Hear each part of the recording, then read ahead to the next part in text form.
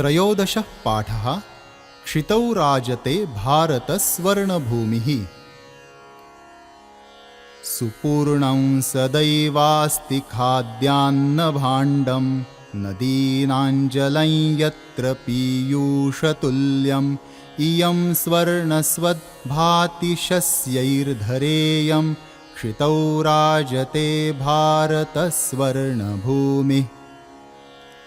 त्रिशूलाग्निनागैः पृथिव्यस्त्रघोरैः अणूनां महाशक्तिभिः पूरितेयं सदा राष्ट्ररक्षारतानान्धरेयं क्षितौ राजते भारतस्वर्णभूमिः।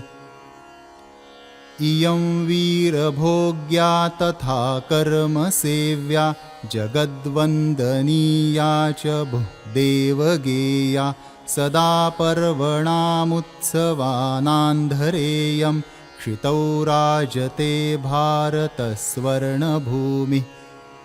इयं ज्ञानिनां चैव वैज्ञानिकानां विपश्चिज्जनानामियं संस्कृतानां बहूनां मतानां जनानान्धरेयं क्षितौ राजते भारतस्वर्णभूमिः।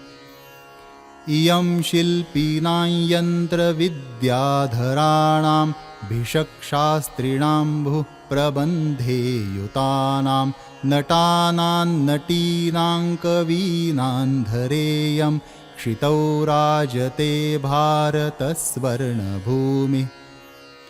वने दिग्गजानां तथा केसरीणां तटीनामियं वर्तते भूधराणां शिखीनां शुकानां पिकानान्धरेयं क्षितौ राजते भारतस्वर्णभूमिः।